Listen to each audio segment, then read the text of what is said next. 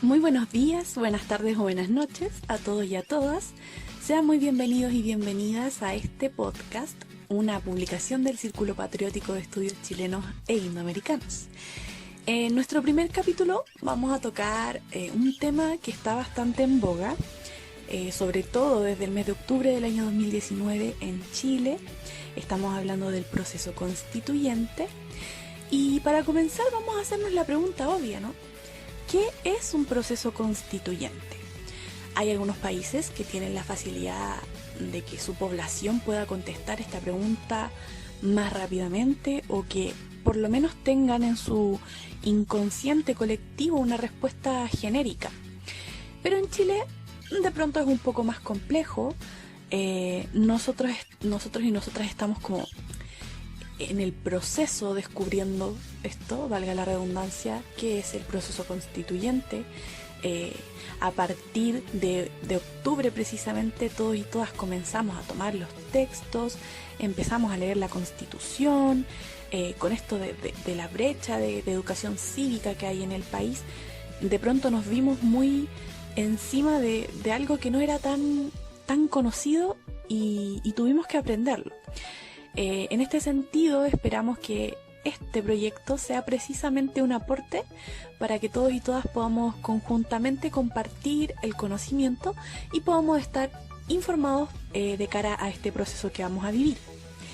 El proceso constituyente es un proceso no solamente político y social, sino que también es un proceso histórico, ya que a través de la sociedad en su conjunto toma decisiones que son sumamente importantes para el devenir histórico de cada país.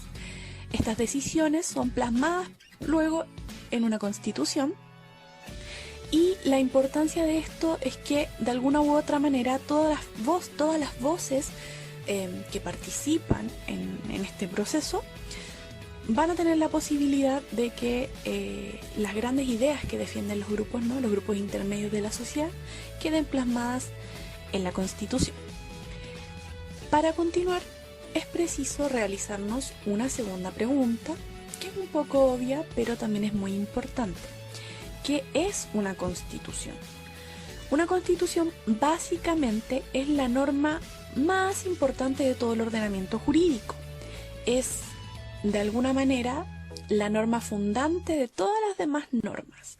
Es decir, que tanto las leyes, los decretos, todos los demás cuerpos normativos que contengan alguna norma tienen que estar ceñidos a la Constitución. Es decir, si la Constitución dice que todas las bancas del país deben ser amarillas, no puede una ley decir que las bancas de la comuna de Loncoche, por ejemplo, van a ser rojas, ¿ya? La Constitución, en su texto, incluye no solamente la voluntad soberana popular, sino que además incluye un catálogo con derechos fundamentales, incluye un catálogo con la organización administrativa del país, incluye un capítulo con la organización del Poder Judicial, del Poder Ejecutivo, del Poder Legislativo, estableciendo no solamente sus funciones, sino que también las limitaciones que van a tener en el ejercicio de esas funciones. Por lo tanto, la importancia de un texto constitucional va a ser precisamente que determina no solo la organización administrativa de un país, sino que también establece la teoría política que va a subyacer a esa organización administrativa. Una de las particularidades de la historia constitucional de Chile es que ninguna de las tres grandes constituciones que hemos tenido acá, o al menos de las tres más importantes, han nacido como el resultado de un proceso constituyente. Es decir, en ninguna de ellas se ha visto reflejada realmente la voluntad soberana del pueblo, ya que todas ellas han sido de alguna forma impuestas a través de la fuerza o a través de un proceso de quebrantamiento del orden político imperante y todas además han tenido la particularidad de ser constituciones sumamente rígidas en lo formal, digamos, pese a que en la práctica, y ya lo vamos a ver, algunas han tenido algunos métodos de reforma, pero estos son métodos bastante tramposos, que de alguna forma nos hacen cuestionar un poco cuál es la real importancia y cuál es el real reconocimiento que hacen estos grandes constitucionalistas, estos abogados que se dedican a estudiar el tema constitucional y que defienden este tipo de procesos, que al final terminan siendo los mismos asesores de las constituciones a lo largo de la historia. ¿Cuál es la real importancia que le dan a este consejo que nos entrega la teoría, digamos, de que las constituciones tienen que ser sumamente abiertas? Es decir, que en ellas tienen que incluir sí o sí mecanismos de reforma, ya que si su razón de ser es manifestar la voluntad soberana del pueblo, y sabemos que las sociedades tienden a cambiar, tienden a ser sociedades sumamente flexibles, abiertas, que van evolucionando, evidentemente una constitución rígida después de varios años ya deja de representar la voluntad del pueblo, porque hay una discordancia, digamos, entre lo que era un pueblo hace 30 años atrás y lo que es una sociedad actualmente. Por lo tanto, ahí hay que tener un poco de ojo de cómo se ha desarrollado la historia de la historia constitucional chilena.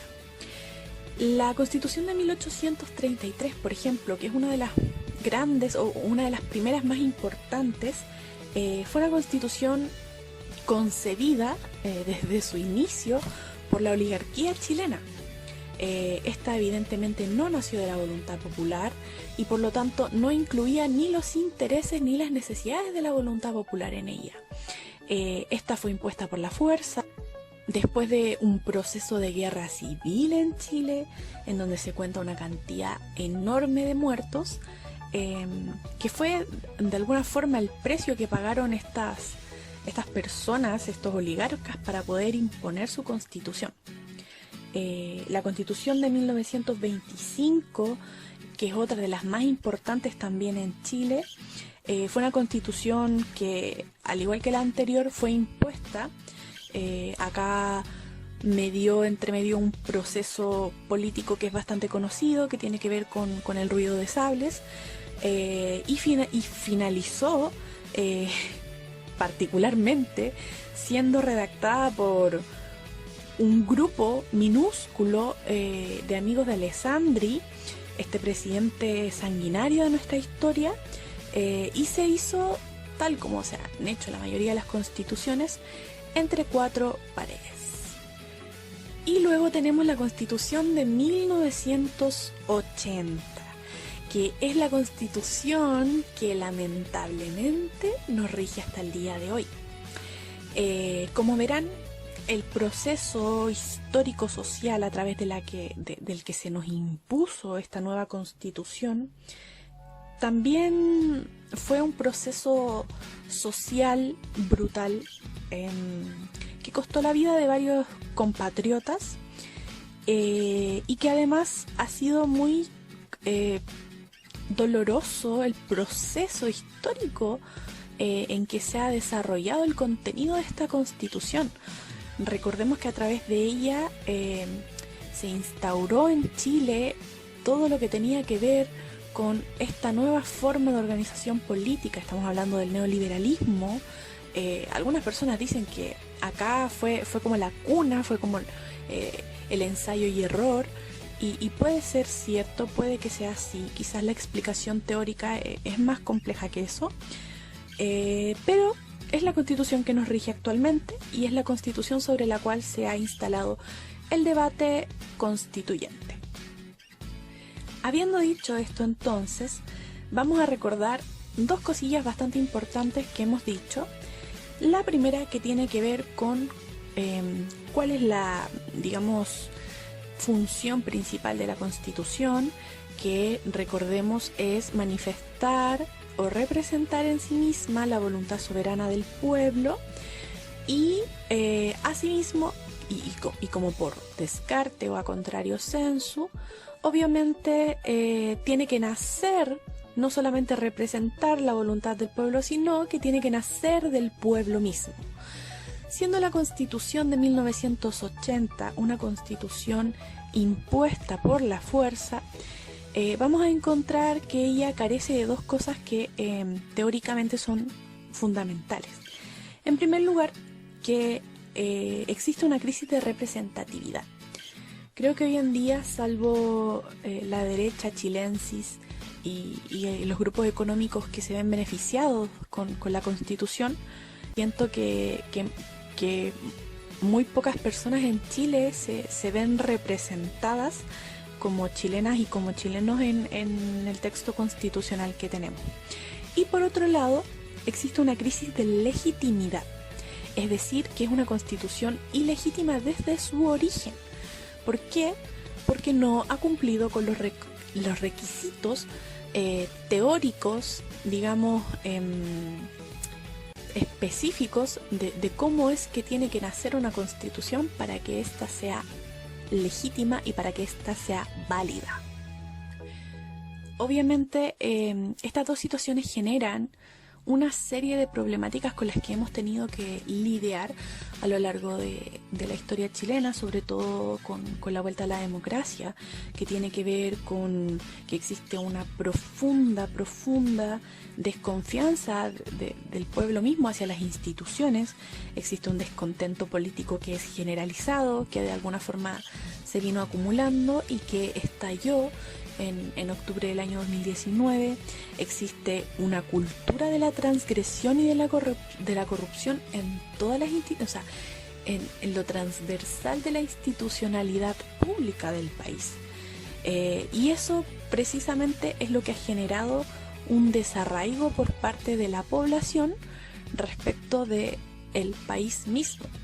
El sentimiento de individualidad que uno podría pensar que es una cuestión sumamente del fuero interno, que tiene que ver con cada persona o quizás con la educación que cada persona ha recibido, en este sentido cobra importante relevancia, porque nos damos cuenta que a través de un texto constitucional se ha podido reformar la forma de vivir y de pensar de todo un país.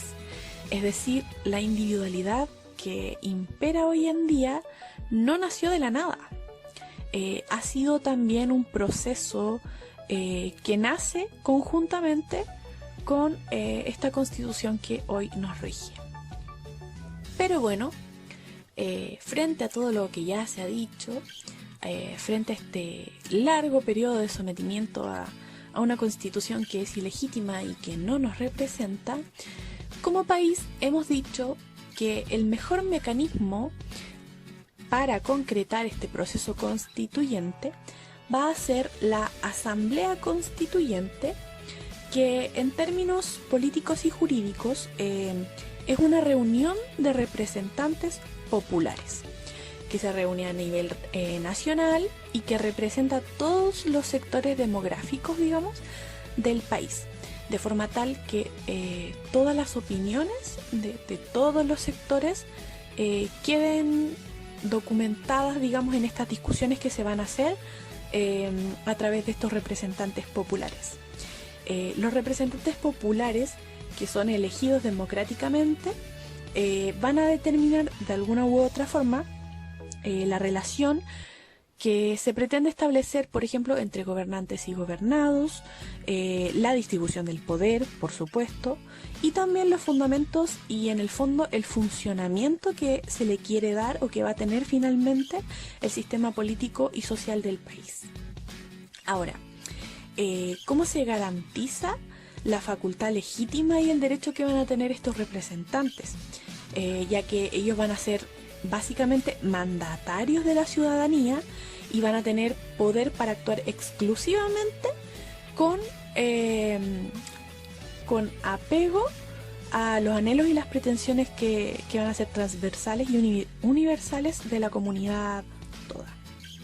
Es decir, que lo comunitario va a primar sí o sí por cualquier interés o criterio personal que estas personas puedan tener.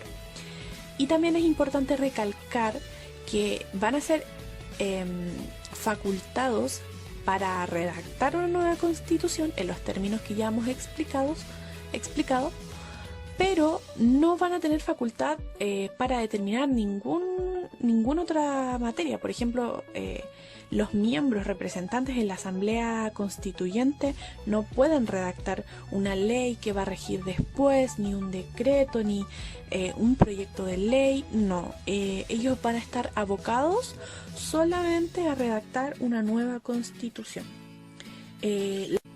La Asamblea Constituyente es de los mecanismos más utilizados para cambiar las constituciones. En el caso del proceso que estamos viviendo acá en Chile, va a existir un plebiscito, pero va a ser un plebiscito de entrada y de salida, como ¿quiere usted una nueva constitución? ¿Sí o no? Si gana el sí, ¿qué mecanismo quiere usted? En este caso va a ser convención constituyente, porque le cambiaron el nombre. Al parecer, asamblea constituyente era problemático, era como dar demasiado el brazo a torcer, así que le cambiaron el nombre, pero en concreto significa lo mismo. Y luego vamos a tener un plebiscito de salida en el que el resultado de esta asamblea constituyente con otro nombre va a ser presentado a la comunidad para que la comunidad vote sí o no. La asamblea constituyente tiene una duración aproximada de 13.5 meses.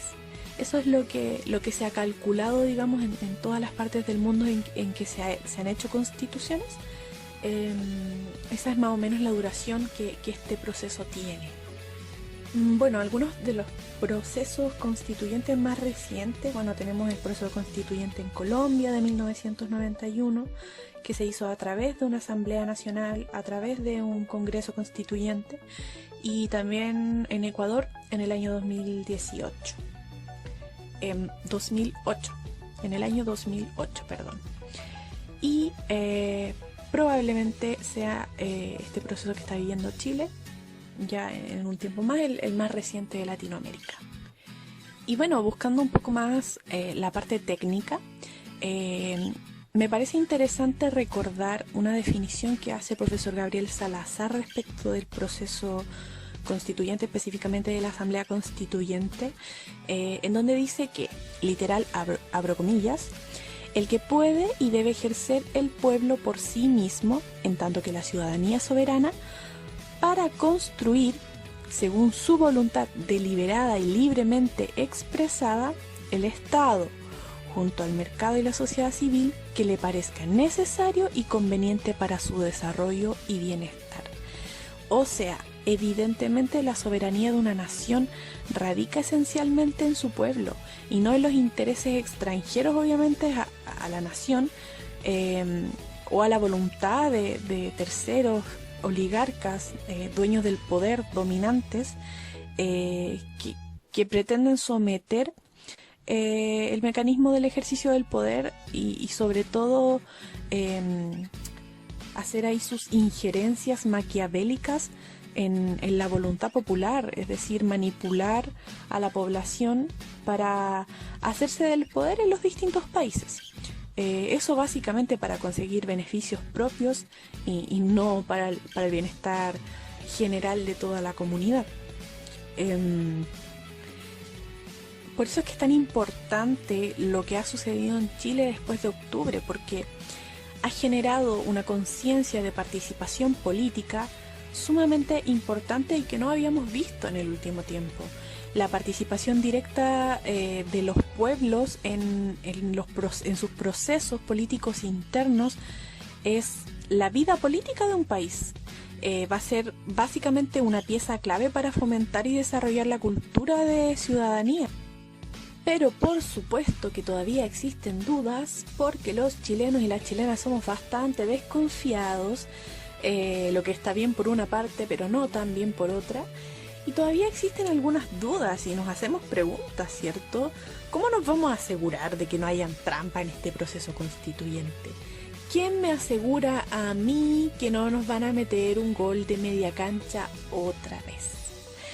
¿Quién me asegura a mí que esta reunión a través de la cual decidieron, cierto, los partidos políticos firmar este acuerdo no va a ser una trampa nuevamente para beneficiar a la oligarquía, a los grandes sostenedores del poder y del capital en el país? Y yo, una simple ciudadana más, no voy a tener ni voz ni voto en este proceso. Bueno, para eso debemos conocer la historia constitucional de nuestro país. Como ya les comenté anteriormente, esta es la primera vez que en Chile estamos llevando a cabo un proceso constituyente. Y probablemente nos vamos a equivocar, quizás no lo vamos a hacer tan bien, pero es una oportunidad histórica que no podemos desaprovechar pensando, creyendo que esto está cocinado, que esto está listo, que la Constitución ya está redactada o cosas por el estilo que rayan, digámoslo, un poquitito en la conspiranoia, ¿verdad? Así que yo les invito a ser optimistas con este proceso y a pensar que de alguna u otra forma toda la fisura que se pueda realizar en el actual sistema político y social que existe en Chile juega a favor nuestro, a favor de no de los cambios, sino de la revolución que queremos llevar adelante, y eso por supuesto que es sumamente beneficioso. Todo el proceso es beneficioso no solamente para el resultado final, sino también para la conciencia política que estamos formando. Pero bueno, veamos cómo se va a desarrollar este proceso constituyente en Chile. Y bueno, como ya hemos dicho, va a existir un plebiscito de entrada en el que nos van a preguntar si queremos o no queremos una nueva constitución para Chile. Las opciones van a ser apruebo o rechazo. Evidentemente vamos a votar apruebo. Y la segunda pregunta que nos van a hacer es cómo queremos que se lleve a cabo el proceso constituyente, o en caso de que gane el apruebo, digamos, cómo queremos que se redacte una nueva constitución. ¿Quiénes van a redactar esa nueva constitución? Entonces la pregunta va a ser, ¿convención mixta o convención constituyente? Y evidentemente nosotros y nosotras vamos a votar por convención constituyente, ya que la convención mixta implica que el 50% de las personas que van a integrar ese congreso redactor, por decirle de alguna forma, van a ser parlamentarios que ya están en ejercicio. Es decir, que la misma clase política dominante va a ser la que va a determinar en el fondo el devenir de la historia. ¿Se imaginan ustedes? Pongamos un escenario imaginado. Gana apruebo. Todos y todas celebramos, ganó el apruebo. Todo lo que pasó de octubre a la fecha sirvió. Vamos Chile. Y resulta que después en la convención mixta vemos como integrante ¿a quién puede ser? A ver, no sé, a Moreira, ponte tú. A Moreira. Así que no, debemos votar convención constituyente para que el 100% de los congresistas redactores o las congresistas redactoras sean elegidos por el poder popular y realmente representen los intereses del pueblo.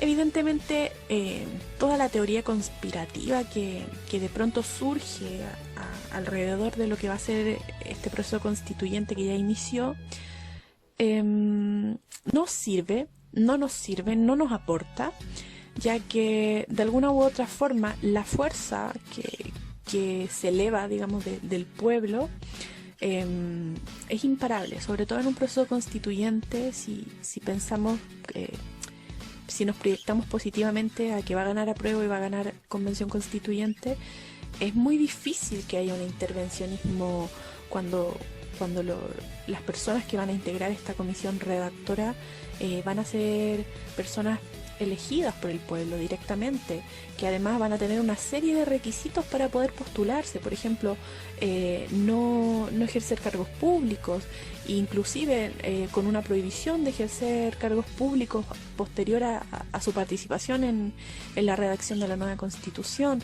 El debate es mucho más amplio, hay muchas más personas, hay muchos más grupos representados ahí también. Por lo tanto, es muy difícil que exista una intervención política, digamos, en una situación así. Y también porque va a existir un plebiscito de salida, es decir, nosotros y nosotras como ciudadanos vamos a tener la opción de revisar este texto constitucional, de hacerle modificaciones. Por lo tanto, todas las ideas que nos aportan, digamos, que nos suman, deberíamos restarlas y sumarnos al debate con otro tipo de opiniones, con otro tipo de ideas, profundizando muchísimo más el debate y empoderándonos también del conocimiento que va a haber o que nos va a exigir, digamos, este proceso constituyente. Recordemos que en cualquier caso vamos a estar mejor que como estamos ahora. La verdad es que con un tribunal constitucional que oficia de máximo guardador de la Constitución de Pinochet, de la Constitución de 1980, esta Constitución nefasta que nos vendió como país, que nos vendió como grupo humano. La verdad es que es muy difícil y es muy ilusorio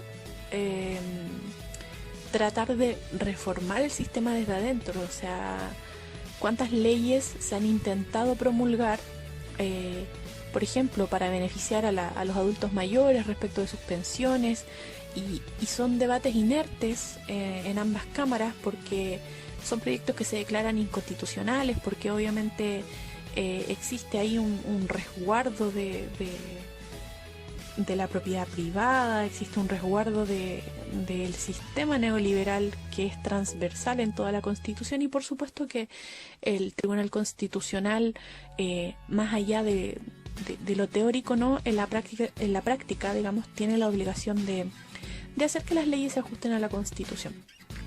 Este ha sido el capítulo del día de hoy.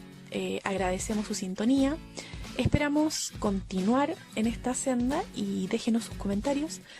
Pueden seguirnos en nuestras redes sociales. Tenemos un Instagram, @praxispatriótica_chile, y también tenemos un Facebook, Círculo de Estudios Chilenos e Indoamericanos. Así que pueden seguirnos en ambas páginas y les dejamos cordialmente invitados e invitadas al próximo capítulo. Que estén bien. Chao.